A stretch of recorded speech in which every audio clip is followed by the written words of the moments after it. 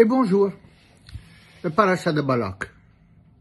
Dans cette paracha, incontestablement, le personnage principal qui domine la scène, c'est Bilam, prophète païen, qui est embauché par le roi de Moab, Balak, pour aller maudire le peuple juif.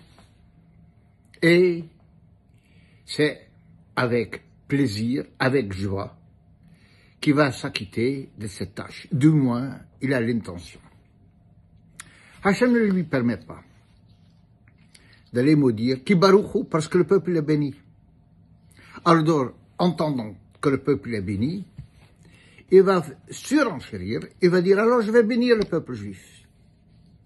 Et à plusieurs reprises, il va le bénir, évidemment, avec comme sous-entendu la malédiction. Si vous voulez maudire quelqu'un, flattez-le trop.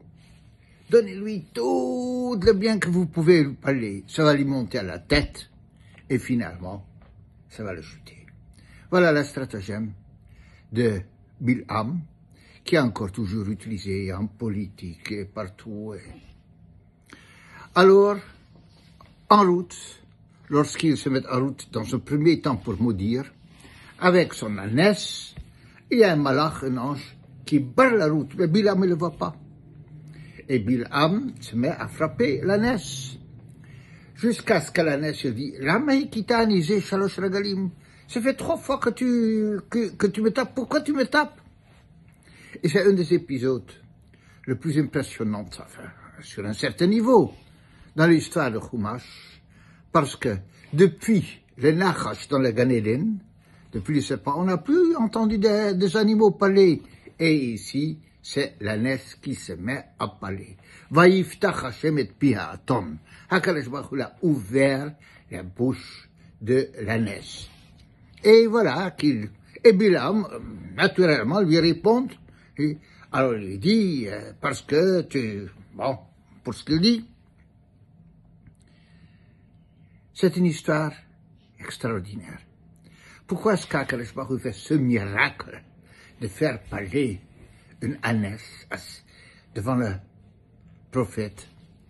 Vous savez, le passage de Bilam, sur le plan littéraire, est mon préféré dans tout le Chumash. Il n'y a aucun passage qui est aussi éloquent, je dirais aussi pur, aussi poétique, aussi riche que les versets prononcés par Bilam. Il faut les étudier et en être conscient qu'il n'y a pas un plus beau discours, peut-être dans l'histoire de l'humanité, que le discours de Bilam. Et maintenant, je partage avec vous un grand classique. HaKadosh Baruch Hu envoie un message à Bilam. Tu es un orateur. Tu sommes comme un fait et avec un contenu littéraire, et comme un philosophe, et comme un poète, et peut-être comme un humaniste. Mais ton discours est cru. Tu as un beau discours. L'ânesse aussi peut avoir un beau discours. On est confronté avec le fait que les gens, on a eu des souverains totalitaires, un totalitarisme. On a eu des dictateurs, on a eu des gens qui avaient un discours exceptionnel.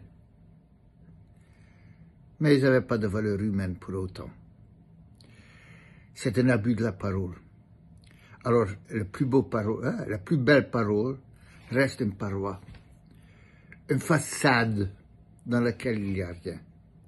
Et HaKadosh Baruch Hu a dit, la valeur de ton discours, qui est le plus beau discours du monde, est exactement du même niveau que le discours de l'ânesse.